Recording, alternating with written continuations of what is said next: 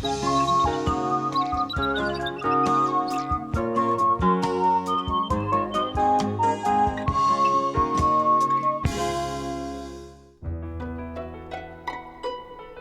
山嘅地方就有古土嘅存在。今本日從古較多錢來收集嘅古土，就位在台灣嘅東部。呢片有一群客家人靠山靠海來生活，還有一條140年前喺清朝同治年間興建嘅古土。唔過呢，聽講一下已經荒廢咧，我哋要撈佢請出來。這個地點就喺宜蘭嘅南澳鄉。海天一色，空頂黑中啊！觀眾朋友，你看後背嘅凸出來嘅地方啊，係台灣一個輕重要嘅地方，就係烏石鼻啊。這邊呢過去啊，即係個南澳啊，還有你看個山檔個一條路啊，叫做蘇花公路啊。蘇花公路呢，照理來講哦，嘛係一條古土啦。你下呢，睇你從古到好多錢，落去看一下古土呢，當個有乜個浪漫的關係啦。嘉源講嘅冇唔錯，蘇花公路咪係一條古土，早啲日本時代1932年就已經開通，係一條老路，一條以下大家都行啲行嘅老路。我哋對台北出發，順登蘇花公路前一條古土，一條古土香港呢就係蘇花公路嘅前身哦。哇，觀眾朋友，你下呢同你講一下地理位置好誒哈。你看啊，你啊帶下按太片啊土地啊，請電影下來，掉到邊呢？即係南澳咧。還有哦，你看我哋客家嘅先民啊，吼，這個惠順條按用送嚟到南澳，你看有田的是種田啦，冇田種的呢，做乜解呢？就是送山按用送去啊，去求農啦。那這呢客家先民的一個路線。還有哦，再個看一下，你看青燕隔壁啊，有一隻愛山，帶下呢有一隻鳳社廟啊。這係天後宮啊，係南澳啊一個輕重要的一個信仰中心。天後宮嘅所在地所就喺蘇澳鎮嘅朝陽沙溪，隔壁就係南澳鄉。一般呢都喊一個地區係太南澳。太南澳係宜蘭少數嘅客家莊頭之一，差唔多有1半嘅人口都係客家鄉親哦。呢個唔相信？嘉源就證明俾你看。小嘉，哎呦，今天唐老師，小嘉你好，哇，客家人冇？客家人啊，當然係客家人，唐老師客家呀，吼。俺哋節目啊，吼，你從古到多錢啊？哦，基本上來到南澳呢笪地方。辛苦啦，辛苦啦。哎呦，還蠻辛苦，還蠻虧事啦。俺哋呢，我請嘅是南澳呢邊嘅客家人啊。哦，你下請到你誒。哎呦，要講客家，真正係客家人哦。客家人哦。啊，幾久以前來到呢邊啊？我爸出世都嚟下，我爸嚟嚟個時陣已經，個日本時代，嚟嚟強羅，談到咧強羅啊，吼，英國嘅故事清楚啊，都得坐下來講一下。好，嚟叫下大家坐下來大嘴鼓聊天一下。有乜嘢做得證明一下嘛？有相片，有相片哦，哎呦。同啲要真皮好嚟嘛？哇！哦呦，哇塞！等下表那邊，要當個下嘛該？哇，不得了！你看蘇澳中太南澳壯丁團蓋山師紀念嘛？哦，壯丁團。入邊隻爸爸，團長啊！係團長係。哦，你看佢有留個小鬍子啊，日本時代嘅鬍子啊，還有個做嘅衫係日本時代軍人嘅衣服啊，係哦，哇啊佢，你都裝訂啦，壯丁啊，啊壯丁，你啊同啲喺日本人係漢人，好，哦，觀眾朋友，你看全都證明了啊，同啲係漢人啊，哦，還有全都跟團長啊，也真嘅係當珍貴嘅相片。咩係歷史見證？1932年日本時代，日本人招募南丁去太南澳地區來開墾撈曲裝農油。當時，好多新竹嘅客家人就來到呢片來發展。頭家講啊，當年一位新竹關係嘅客家人帶住一面馬祖嘅靈旗扛下來，希望做得保佑喺山上多種樹，平安顺利。媽祖真經有保庇哦，唔單止佢本人，就連父親大大細細嘅莊頭都平安康健。鄉民為咗感謝媽祖，就起一間天后宮，變做台南澳嘅信仰中心。聽講地邊呢有一個超特別嘅鎮廟之寶。这一尊媽祖就降價最久，整個大南澳地區開墾的時候就來。哇，怎麼說？因為當時開墾的時候，先民就是恭請天上聖母令旗跟香火。那還有一個比較特別的東西，就是這一顆天上聖母玉璽。哦，原來是玉璽啊！我剛剛看就想說，就是一個這個印子，然後上面是寫天上聖母啊。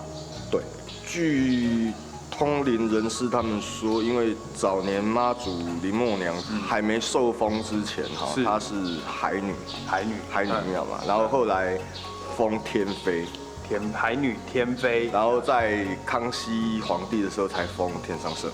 好，那據說媽祖正式登陸仙班的時候，這一顆印章就刻了。哇塞，那這樣子真的是古蹟呢，而且也算是神蹟的一種哦。對啊，就是據說他們說這一顆可能就是所謂的第一顆天上聖母的印章。這個印章現在在我的身後嘛？目前放在一個非常安全的地方。哦，所以我們有機會看到嗎？不行，因為如果要看到的話，要召開大會，管理委員會。哇，對，因為現在這一顆印章比較慎重。哦，要靠我們這個大南澳地區的這個子民們保護起來。對，因為以前這邊醫療不普及哈，然後在早年的時候，只要是不管是生病啊，或者遇到一些奇怪的事情，通通是來到這邊請示媽祖。好，那這樣換句話說，以前有在這個降機，然後跟開藥嗎？還是？有所謂的媽祖藥籤。媽祖藥籤哦，兩下經紀會問一聲你然後見證一下。阿公，我問你啊，乜該情形養尾來咧會求籤嘛？冇事嘅，身體冇好。身體冇好嘅事。只有求籤。求到籤，殺手這些就好誒。一位阿公咪係新竹嘅客家鄉親，佢講早年求藥籤嘅過程真複雜，要求藥名、重量還有比例，實在冇按改喲。天公伯保佑，啲天后宮嘅後輩竟然就會捱到根本愛籤嘅古土嘅起點，一條古土就係蘇花古土。耶，觀眾朋友到嚟啦！阿公，我哋到咧，看兩位啦，你看兩位清清楚啊，蘇花古道啊，你看老條壩嘅產業道路，老定路，你看兩條古道啊，按用行松去，係乜嘅？這眼嘅老定路啊，今天兩位有下，你看按品水嘅布頭啊，這前面神發地杯呢，嘛係鋌而走險嘅九寶之路啊，當地居民叫拿牛仔夾，阿公拿牛仔夾，係冇？這兩條。拿牛仔，拿牛夾，拿牛啊！日本發啦，日本發啦吼。好，古時你看兩條路咧，真正老客家人有關係啊。你看佢加這些客家人嘅山路啊，吼，嘅意思啊。講握一下手，我連從古到都進啦吼，任務就搞本來咧，我去看一下，探險一下，好嘛？哦，看到兩隻就代表我窺視了。大南澳月嶺段，蘇花古土。4.87公里。差唔多了。148年前建造嘅蘇花古土，挨到差唔多了。阿公後生嘅時節，未實行過一條古土，唔過因為年紀大嘅，故所呢就由小五帶到挨到去山鄉來體驗。小五咪係新竹關係來嘅客家鄉親，阿公呢就係當時來台南澳曲莊老窯嘅老頂。也從事沙旗文化嘅工作。一條古土係最熟嘅。佢講呢，一條古土喺日本時代喺上山曲莊老窯嘅專屬嘅銅土，由老頂牌嘅老頂爭做嘅通行，故所蔡天人咪興叫做老頂路。這條古道呢，很多的植物可以介紹，對不對？吳大哥就是你的專長了。没有，因为我们上来忘了带水。哎呦，口渴，所以我们开始口渴。哎，那记得像这个，我们可以拔一段起来吗？这个就酸藤。哇，这个啊，对，吃了之后生津解渴。哎，观众朋友先帮你看一下，这就是酸藤，有没有看到它这边搅在一起啊？真的就长得很像这个藤类，叶子是薄的，而且呢背面有一条这红色的线。那要怎么服用啊？塞一片放到嘴巴里面嚼一嚼。真的假的？真的，真的哦，就这样一片。对。哦，观众朋友有看到了鼻毛，真经无简单哦。来第一拜啊，看到了鼻蛋糕下岸都会吃哎，应该蛮多讯息的哈。对，它这一块石碑记录的就是苏花古道的开拓史。椴木香菇它不可以直射太阳照。哎，还有啊，这椴木啊，椴木这2个字到底是什么样的意思？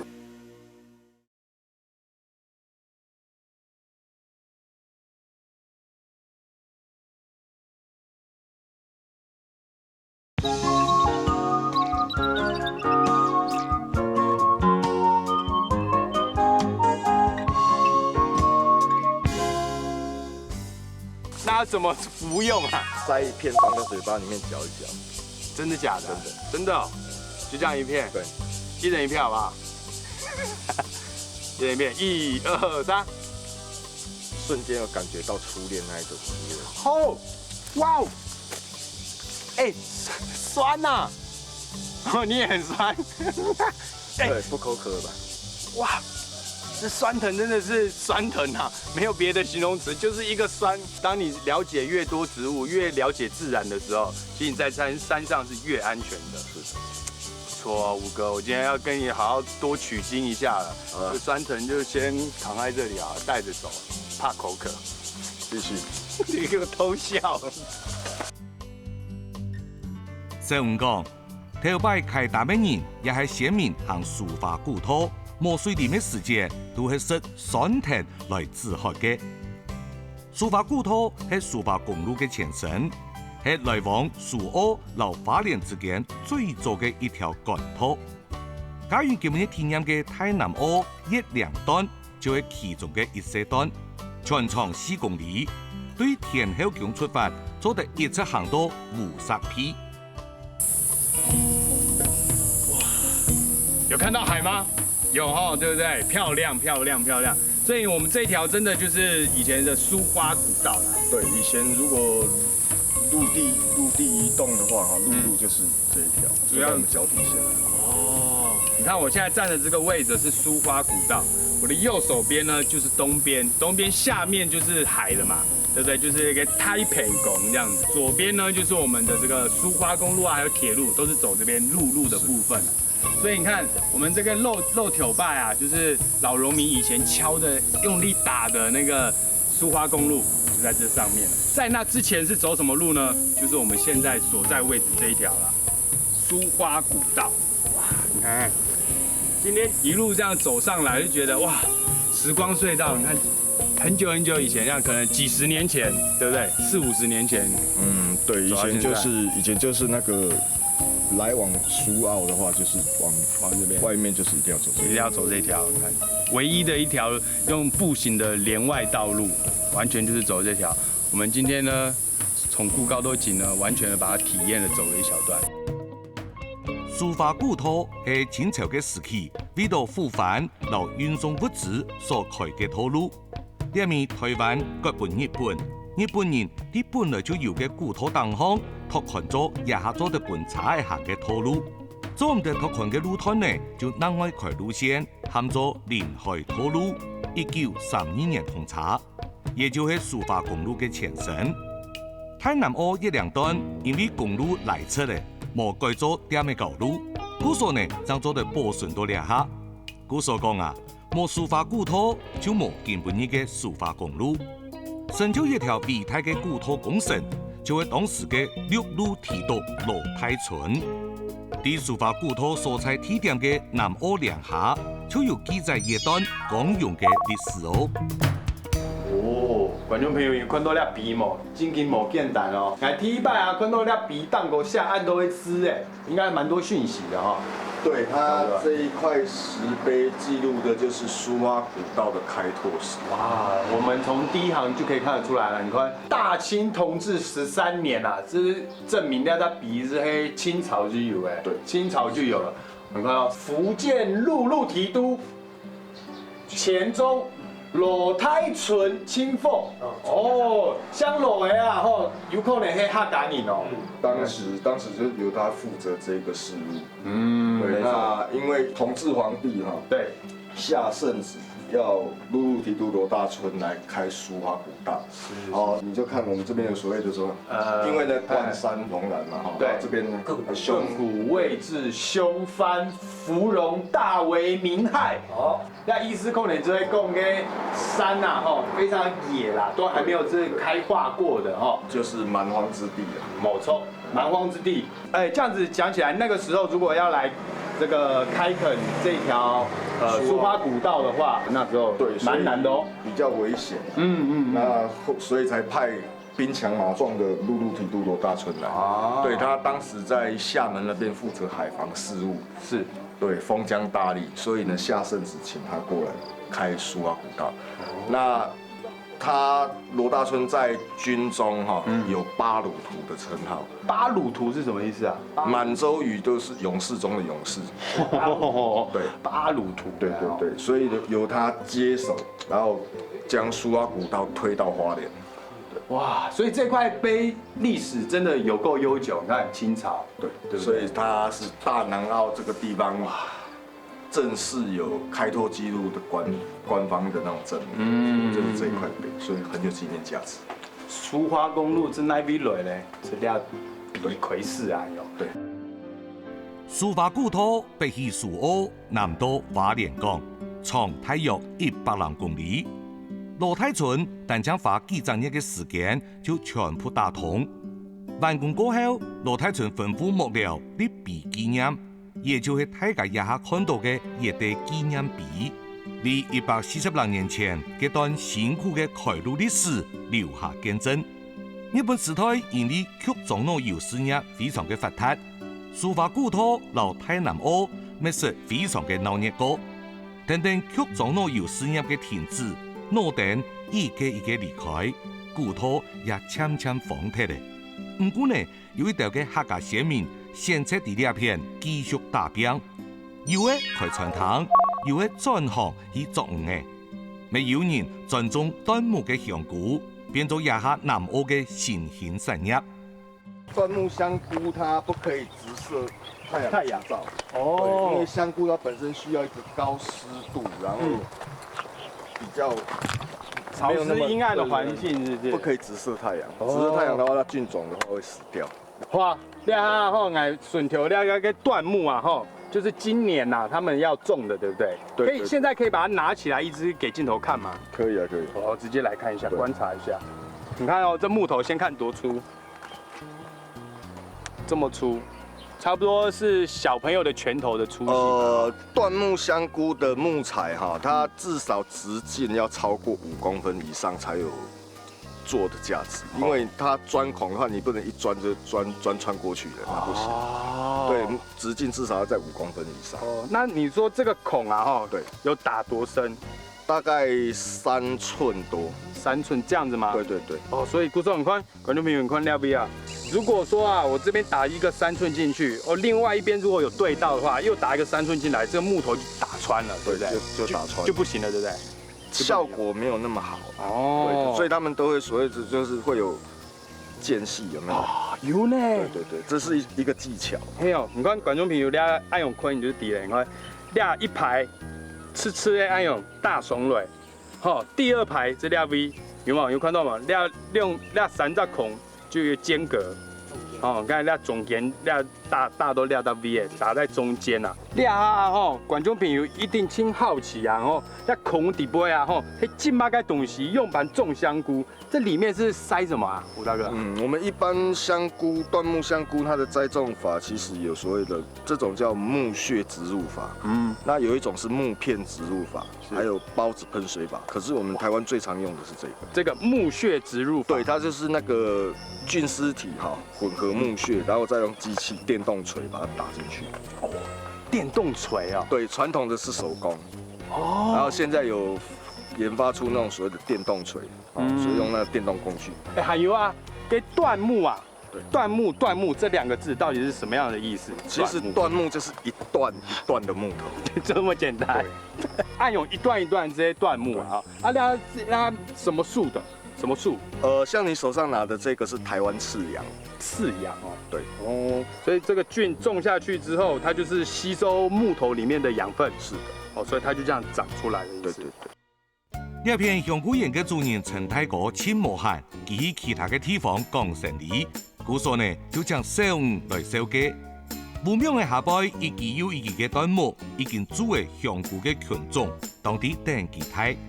因為香菇清強勢，故所當方呢要搭武廟嘅冇本一條賽道，等到收成過後，武廟嘅又要駛到另外一片嘅端木繼續來成長。故所來到香菇園地擺，再看到那片有武廟嘅大廈呢，就有好食嘅香菇哦。拜訪睇香菇園過後，下來要留大家小嘅朝陽沙溪地擺嘅另外一條古土，還有靠海過年嘅客家鄉親嘅神法，故事要開始了。喂，轉過來，嘿，大哥，唔好帶好呀哈。你啊哈，頭前同我講嘅個媽祖啊哈。是某廟以前啊，哈，是供奉的是廖大妃八公廟。哎，那吴大哥，我想请问一下，就是为什么以前啊这边没有一个庙可以就是供奉妈祖？因为那个时候日治时期，日本人是禁止新建庙的。哦。对，那因为日本人也有拜土地公。哇，大家一定会哇一下的呀，观众朋友，有看到吗？这就是那个朝阳渔港。你看还有这里有个有在爱市场有看过一个乌石鼻啊，山海之路朝阳步道。等一下我们往上走呢，刺激的来。哎呦，你阿妈个，哦，哈巴叫胖鬼傻啊！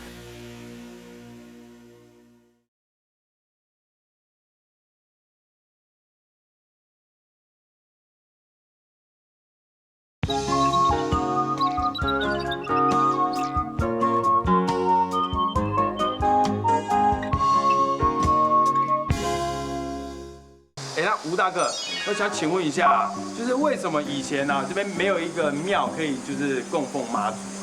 因为那个时候日治时期，日本人是禁止新建庙的。哦。对，那因为日本人也有拜土地公。因为日据时代那时候可能不能新建庙了，所以呢只有土地公庙这个地方可以待，所以我们那时候的信仰中心在那边，对，就在这里。通在这里。哎呦，观众朋友，你看，你下眼料到 V 手啊吼，直接眼连大南澳料到 VA 嘅信仰中心，还有看到一只清江的地方，眼连走行有去过啊，所以 KV 乌石鼻，好，这边刚刚好是一个很好的角度，都可以这样看过去。对，你看到的是全台湾最古老的土地之一。真的假的啊？对，是全台湾第一个最古老，没有最古老的土地群。哇，怎么讲？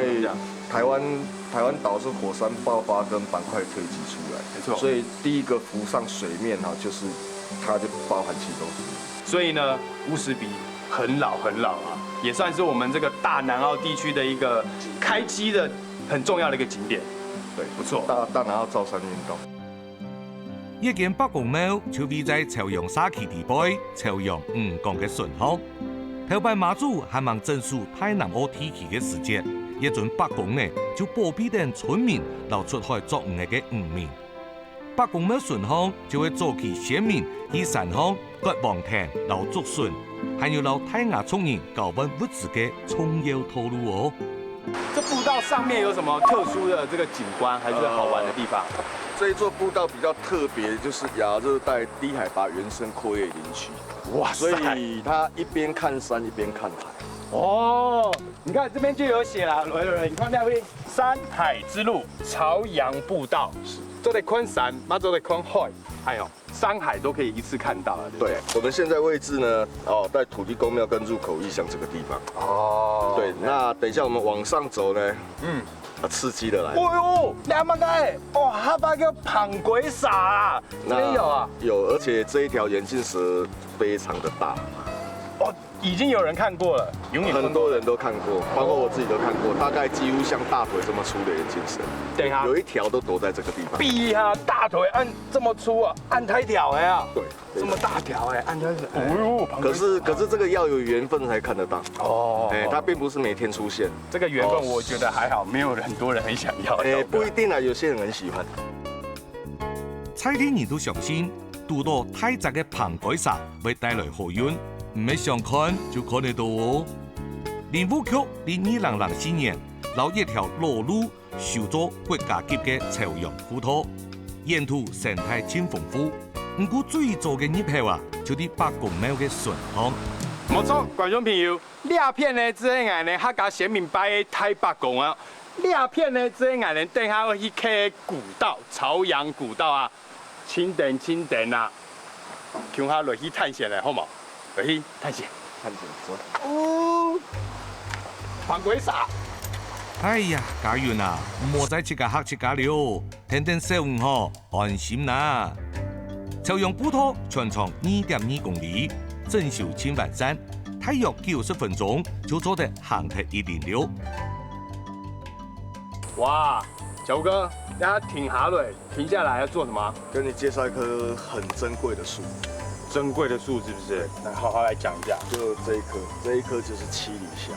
七里香啊？对，庭园造景啊，盆栽啦，最漂亮的树就是这个。啊，为什么叫七里香？就是它开花的时候啊，就据说那种会香到7里远。对，所以就是这个七里香。哇，所以你看它的这个树的一个形状啊，哈，弯 QQ 的按钮，哦，不是很就是像一般的树这样直啊，或者是这一整条。你看像旁边这棵有没有？这树干就是明显的差很多，这个就很 smooth， 顺那样有啊，两条很宽，7里香给上面就很多那种绞起来的纹路。而且因为它木材很坚韧哈，所以那个原住民的传统猎弓哦，也都是会用这个去做。哇，所以7里香很厉害哎，它这用途非常的广，对不对？啊，还有小吴哥，俺们然后跟客家先民然后来到南欧料到 V 呢，某中田会种嘛该 Q No， 这边有没有樟脑树？旁边就有，只是比较小，只是比较小而已。哦但是旁边就有，因为这边樟树非常的多。是。对，所以早年在整个大南澳的物资输出的时候哈，樟树就是一个非常重要的东西。没错，对。因为这边就是出产就是稻米啦、蔗糖啦，然后再来就是樟脑油。哦，樟脑，你看俺们客家先民然后 Q No Q 嘛该 No 呢，直接列张 No 了。那你知道为什么樟脑那么珍贵吗？哎呦，为什么？因为纯正的樟脑油会有白色的结晶，那个叫脑沙。脑沙。对，脑沙它可以入针药，可以外用，可以内服。哇，对，所以它是最天然的抗生素，所以樟脑它很重要。有糖豆吗？有，好多嘞。朝陽普陀係採用自然工法來興建嘅，清家清快行嘅地方呢，就做樹頭嘅台牌留植木；較平嘅地方啊，就保留原本嘅泥路，盡量莫去破壞原本嘅生態。哦，小吴哥，国家级步道真的是国家级步道哎！观众朋友，你看啦，你看那露头摆啊吼，俺连客家先民行的时间啊吼，大家一听会奶路就是泥路啦，对不对？完全没有这些台阶，没有腿牌，哎呦，你看还有那国家级步道啊吼，很注重安全。对，不说油量，你看钢做的，有钢索，哎呦，把你这样围起来就不会掉下去了。因为这一个波段其实是最高的。哦。你看到旁边哈，那个树荫，那个植物长得很密哈。哎。其实这两边都是峭壁。所以这边只要一跳下去的话，就直接到沙滩上。扎的直接到底了，是不是？有多高就是多高。对，有多高就多高。我教你一句客家话，这种悬崖呀哈，叫做本宫啊，就是。跌下去就掰的那种本宫啦。那掉到悬崖下面呢？客家话怎么讲呢？叫做中本宫。哎呦，有好多啦，观众朋友，中本宫哦，国家级步道之母会本你中本宫。好来，我们这边就看得到哈，你看村子里面哈，包括天后宫，哦，也是信仰中心。对。对，那这一座对面这一座山其实就是苏花古道，哦，就在这一座山上。哦，那在远方的那边还台九线，然后中间还有北回铁路。对对对，是铁路啊，对，刚刚有看到整个这边景色都看得到。真的，观众朋友，你要看一下哦，你看鸦片啊，会总条，鸦片呢是挖海的啊，哦，故说啊，吼，俺能给庄头跟海的景色呢，可以一次把它看完，是不是要比朝阳古道？太漂亮了，很强哦。哦，等一下，继续喊啊，好不好？对，我们那个观景台就在不远的前方。赶快去吹风喽！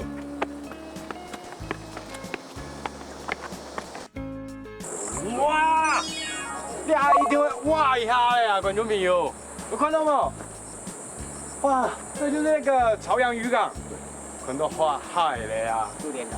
哇，你看还有这边有个挑战海市场有看过那个乌石鼻呀，就是呢跟我们这个中央山脉同时升起的。台湾最古老的土地。最古老，漏条拜兔梯啊！哦，还有个我们还有个定制渔场啊。对，但是我们上面有比较视野更好的那个观景台，会看得更清楚。观众朋友，夹落去啦！观景平台 ，Let's go！ 哇，观景平台到了啦，这两边带好这个有看到个定制渔网嘞，对，底下都是定制哎，好几副啊。对，这边因为定制渔网，它就是我们全台湾这样子，总共沿岸大概将近200处的公司，所以我们这一个点看的话，就会看到有3套网子在海里面，对，那底下就是我们站在这个角度看，就是可以看到整个朝阳湾跟朝阳渔港。对啊，那这个定制渔场啊，是怎么样的一个抓鱼跟作用的方式啊？其实它这一套网子很简单，它就是守株待兔型。是定在这个地方不移动，然后就是呢，前面这一条线哈，这一条横网，就是像鱼的围墙一样。那鱼只要经过那个地方的时候，它看到网子，它顺着网子跑。对对对，所以它顺着网子跑，然后跑到后面呢，那边有一个正方形的形状哈，那个就是所谓的登革网。然后进去的时候就是开始进入鱼的迷宫。然后绕到最后哈，那边有一个网带，他们每天从这边开船开过去，就在最后那个网带哈，把网带升起来，把鱼绕一绕就回家。前面其实都不用动。哇，所以才叫定制渔网嘛。对对，然后守株待兔型，非常的重要。头摆人讲靠海食海，就用沙期嘅客家乡亲改变了传统上山采集耕種嘅維生嘅方式，以家嘅轉行而變做討海人。細漢嘅阿爸就會靠作業嚟過生活嘅，不過呢，唔係每3人都做得有天資5樣哦，還有執照，韓國呢還有一條千太條嘅前章做得。哇，觀眾朋友，你睇我搭邊呢，係朝陽漁港啊，那落條拜呢清油苗啊。吴大哥，我們這以前啊，客家人呢要來靠近我們的東岸，一上岸的時候就是這個地方，對不對？對，因為你從海路走過來的時候，它就是在這個地方靠岸登陸這樣。對，這漁港其實是全台灣最後一個漁港。哎呦，真的、啊？最新的漁港、啊。對，也就是最後一個漁港。它在02年的時候完工啟用。下呢係新型嘅游泳訓練步道，現在呢變成我哋重顧高度景嘅天堂路。重顧高度景 ，Go！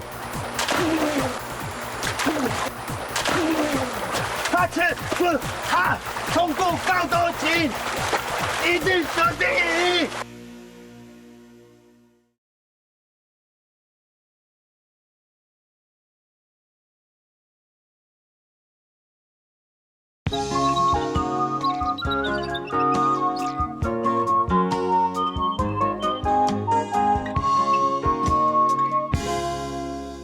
这渔港其实是全台湾最后一个渔港。哎呦，真的、啊？最新的渔港、啊。对，也就是最后一个渔港。它在02年的时候完工启用。2002，那真的很新呢。对，而且是那个政府宣布法令说不再新建渔港之后，然后这边重新申请成功。哇！所以是禁建，以后又重新申请。哇，那这样子算是蛮难得的一个地方了。对，很特别。朝阳渔港还有一个特别的地方，你看我右手边这边看过去，我们看到吗？乌石鼻啊，现在呢就矗立在我们这个港口外围的这个地方，尖尖一个非常的明显。那边听说有这个定制渔场，对不对？对，定制渔场的话，它在台湾是一个非常重要沿岸的捕鱼方式。那这一套渔网是跟日本人整个学习过来。所以是这样子，是其实定制渔网这个方法是从日本那边传过来的吗？对。原来是这样。对，日本人称这种渔网叫做消极式捕鱼法。那这种渔法其实它还是有它的那个生态性，因为据日本人他的研究说，100条鱼进去渔网的话，它大概捕获大概30%左右。哇，所以30%的捕获几率。对，它因为这种定制渔场，它并不是像我们一般印象中的网子是鱼卡在网子上，它并没有，它只是利用迷宫一样的网子的结构，让它一圈一圈绕，然后呢都保持在活体的状态。30%的捕获几率，爱用呢这些对岸的个环境啊哈，轻厚的呀，不会说这个海资源一下就把它消耗掉了。吴大哥，现在有船要出去了，这一艘船就是定制渔场的工作船啊，真的、看一下，就是那一艘啊。是啊。它上面还有那个延伸的那个手背、吊背啊。对，因为它海上作业的时候，它这一种是单一艘在工作的时候，它必须要有所谓的吊车的设备。跟定制渔场啊，那个渔网应该很大一片吧？正常来说，中大型的话，至少占地都在3公顷以上。3公顷。好，很大呢，公顷用公顷来算啊。对，用公顷来算。所以这样子，你看观众朋友，你是底嘞，跟用的啊，渔网啊，应该很重，对不对？因为面积要很大嘛，那涵盖立体3D 的面积嘛。对，对不对？所以卷起来的话，哇，不简单。所以他们每次只要在前置作业，就是渔网下海，然后到渔网要收的话，那个工作天都要非常多。讲到工作天，我们现在有一个很重要的问题了。我们现在有没有办法看到这个，或是出去啊，去看这个定制渔网收鱼？定制渔场它的作业时间，我们这边的话，大概每年的双十节，双十节到隔年的端午节这一段时间是定制渔场的工作期。那不就是我们现在这个时候差不多喽？6月。我们现过端午了，对我们现在就是这个时期，就是定制渔场，它准备开始撤收。对，因为接下来就是台风季节，然后它在沿岸的话，它台风季节才会造成非常大的损失，所以他们一定全部都要撤收。所以这个工作就跟学生一样，放暑假。好，现在他们出去收渔网，刚刚那一艘船，对不对？刚刚把它都收回来。那刚刚你有讲到损失啊。那我就要问一下了，给定制渔网多少钱？大概一套从0到有的话，大概如果你用台湾制的网子，大概也要2000多万。这很蛮中意的。2000多万啊！对，所以你想成为定制渔场的老板的话，一个渔场大概要有3套网子。两套在海里，1套备用。对，那再买一艘大型工作船，然后再加上聘请水手的经费，然后再半年流动资金，大概哈不啷当准备1亿5左右。1亿5千万啊！那不是买地保啦？差不多嘞。观众朋友，有一看该会顺条的地保嘛？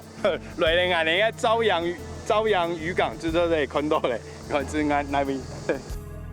1亿5千萬，呢個數目應該要嚇到大家呵。就對家園行轉來嘅時節，喺北公廟頭前看到一個特別嘅景象。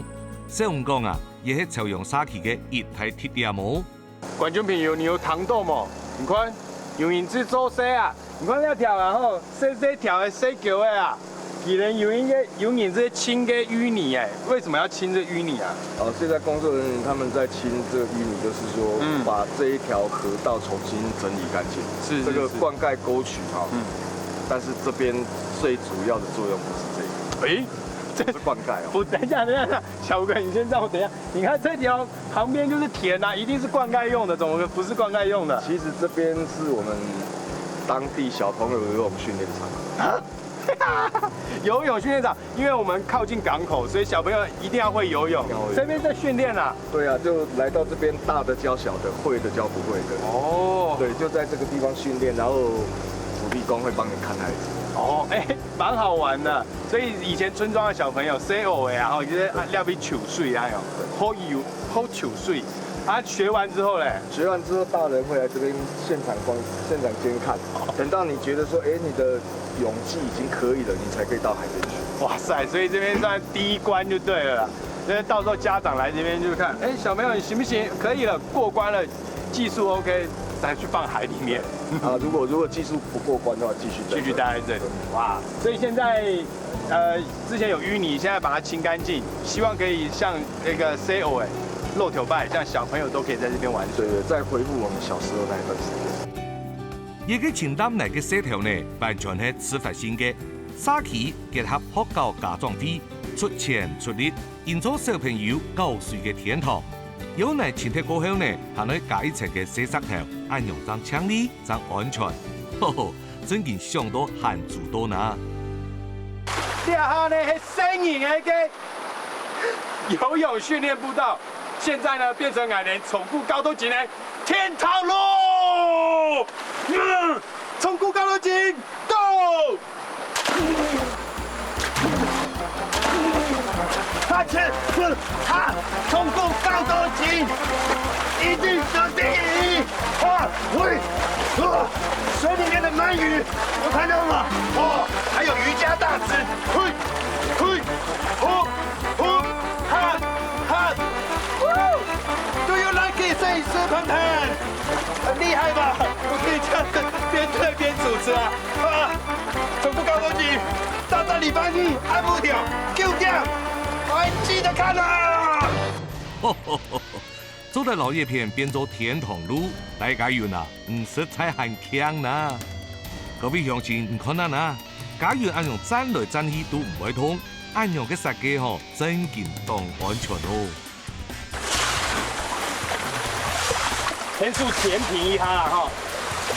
哦，南澳嘅西話講，係西啦。今年夏天第三類在那邊球水黑馬薩，所以俺小大啊，天堂路，真的要躺嗎？天堂路回家喽！唉，好咧，莫再搞咧，實在去留泰國聽書，後背嗬還有社條嘅完成哦。韓國坦工呢，負責監工嘅兩班啊，就會應嘅客家鄉親哦。泰哥你好，哇，拍手啊！模擬就模天堂路咧，我條成行嘅天堂路，乜解名同我講一下好嘛？哦，我想總啊，總哦，哎呦，你那邊來客家人啊？哦，我竹東來噶。竹東來啊？竹東啊，來幾久啦？哦，我啲啊出世啊。哦，請問幾多歲咧？哦，我啲啊70，待了比70年咧哦，啊真久咧。啊，基本啊吼，我會做了個訓練水道啊嘅工程啊吼，概括可不可以有了鐵板啊、鐵牆誒，要做乜解用嘅啊？哦，你啊水無拉線，就比較你燒落去吼，水都比較鹹掉啊。哦，哎，你看那到邊下面這邊有一個軌道啊。嗯。哦，故說那鐵牆誒，這個牆都在下邊。哦，然後那水凍起來，所以黏起來，哎呦。哦，故說就是對，好球水，就不會變成天堂路了。剛剛水只有一點點而已。哎，金福爸，啊你那吼游泳池做好以後啊，迄本奈達 V 嘅小朋友好球水。我教完都多得來啊！我背落來，細人哋媽啲啊教，誒太低個媽啲啊教，哎呀！哦，故說不是只是針對南澳小朋友，沒有吼，特啥都，你要掉，你掉，我教水嘛多的，教水嘛做的啊，胸矮愛用啊吼。天氣太熱，想要泡一下水，之類泡一下這樣用啊吼。都對啦。哇，今天會不會金福爸鼓掌一下呢？這樣經營哦，把愛散出去呢哈。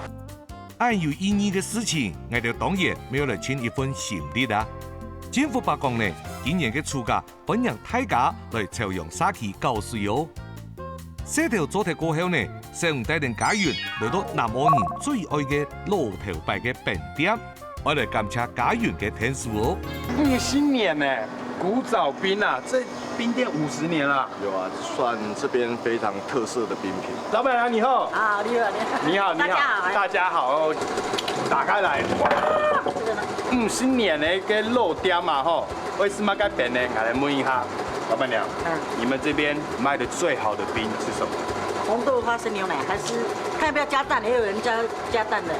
鸡蛋啊，蛋黄。观众朋友，爱人之类系列凤挑、反挑、鸡卵饼，超棒的！你看看，用这个30年老冰柜装的冰，这个都老板娘自己熬，亲煮的，亲自煮的，哇，好，哦，豆花生自己炒。反挑，还有一道青中药的鸡卵、鸡蛋加炼乳，营养满分。哎，而且颜色很好看。然后把它冻熟哦，哇，哦，哎有哎，还有凝固了哎。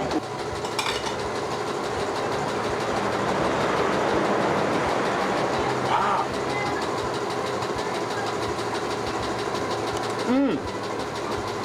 我觉得最厉害的是这个蛋黄，因为加进去之后啊，它那个冰底啊，就是原本有那个香蕉香味的那个冰底啊，味道啊更香更甜了。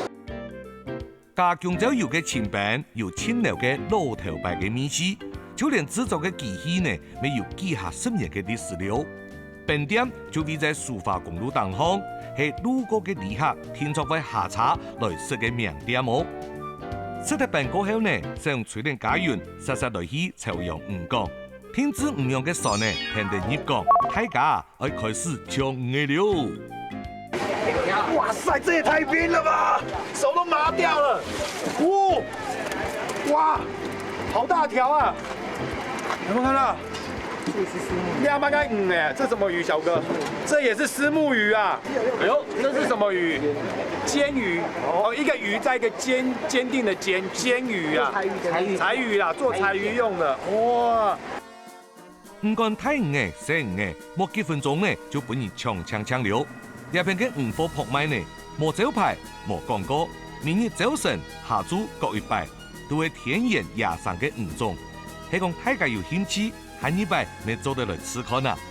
夜市抒發古土嘅小街，就喺啲鬧熱嘅長嘅大戰當中，去留大家講再見了。廿多年來，行古土變做熱門嘅休閒活動。喺運動練身體、欣賞風景嘅同時，係講做得多注意古土順行嘅人文、留鮮明嘅智慧，拼湊為本嘅古土之理，涵蓋有數倍咯。